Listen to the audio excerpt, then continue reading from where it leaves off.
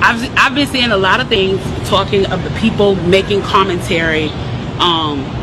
Interestingly enough, the ones I've noticed that have been making the commentary are wealthy black people making the commentary about we should not be rioting, we should not be looting, we should not be tearing up our own communities. And then there's been an argument of the other side of we should be hitting them in the pocket. We should be focusing on the blackout days where we don't spend money. But, you know, I feel like we should do both. And I feel like I support both. And I'll tell you why I support both. I support both because when you have a civil unrest like this, there are three types of people in the streets. There are the protesters, there are the rioters, and there are the looters. The protesters are there because they actually care about what is happening in the community. They want to raise their voices, and they are there strictly to protest. You have the rioters who are angry, who are anarchists, who really just want to fuck shit up, and that's what they're going to do regardless. And then you have the looters. And the looters almost exclusively are just there to do that, to loot. Now, people are like, well, what did you gain? Well, what did you get from looting? I think that as long as we're focusing on the what, we're not focusing on the why, and that's my issue with that. As long as we're focusing on what they're doing, we're not focusing on why they're doing. And some people are like, well, those aren't people who are legitimately angry about what's happening. Those are people who just want to get stuff.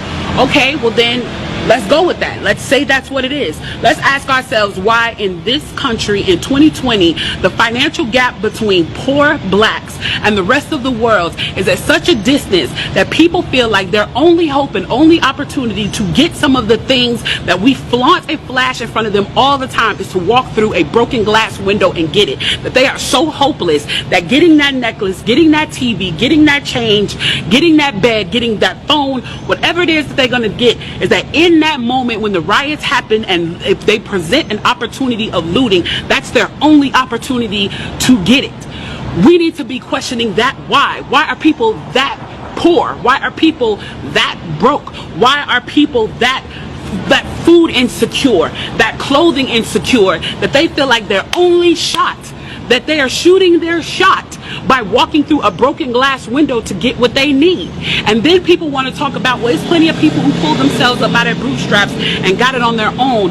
Why can't they do that? Let me explain to you something about economics in America. And I'm so glad that as a child I got an opportunity to spend time at Push where they taught me this, is that we must never forget that economics was the reason that black people were brought to this country. We came to do the agricultural work in the South and the textile work in the North. Do you understand that? That's what we came to do. We came to do the agricultural work in the South and the textile work in the North. Now, if I right now decided that I wanted to play Monopoly with you, and for 400 rounds of playing Monopoly, I didn't allow you to have any money, I didn't allow you to have anything on the board, I didn't allow for you to have anything, and then we played another 50 rounds of Monopoly, and everything that you gained and you earned while you were playing that round of Monopoly was taken from you. That was Tulsa, that was Rosewood. Those are places where we built black economic wealth, where we were self-sufficient, where we owned our stores, where we owned our property, and they burned them to the ground. So that's 450 years. So for 400 rounds of Monopoly, you don't get to play at all. Not only do you not get to play, you have to play on the behalf of the person that you're playing against. You have to play and make money and earn wealth for them, and then you have to turn it over to them. So then for 50 years, you finally get a little bit and you're allowed to play. And every time that they don't like the way that you're playing, or that you're catching up, or that you're doing something to be self-sufficient, they burn your game. They burn your cards. They burn your Monopoly money.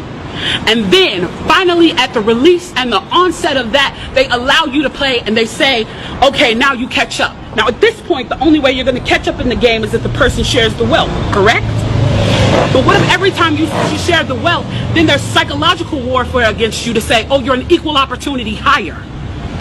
So if I played 400 rounds of Monopoly with you and I had to play and give you every dime that I made, and then for 50 years, every time that I played, if you didn't like what I did, you got to burn it like they did in Tulsa and like they did in Rosewood, how can you win? How can you win? You can't win.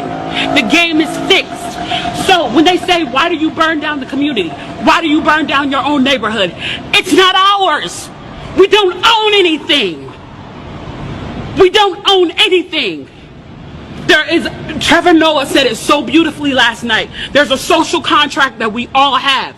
That if you steal or if I steal, then the person who is the authority comes in and they fix the situation. But the person who fixes the situation is killing us.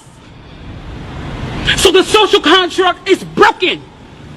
And if the social contract is broken, why the fuck do I give a shit about burning the fucking Football Hall of Fame, about burning a fucking Target? You broke the contract when you killed us in the streets and didn't give a fuck. You broke the contract when for 400 years we played your game and built your wealth. You broke the contract when we built our wealth again on our own by our bootstraps in Tulsa and you dropped bombs on us. When we built it in Rosewood and you came in and you slaughtered us. You broke the contract, so fuck your Target. Fuck your Hall of Fame. As far as I'm concerned, they could burn this bitch to the ground. And it still wouldn't be enough. And they are lucky that what black people are looking for is equality and not revenge.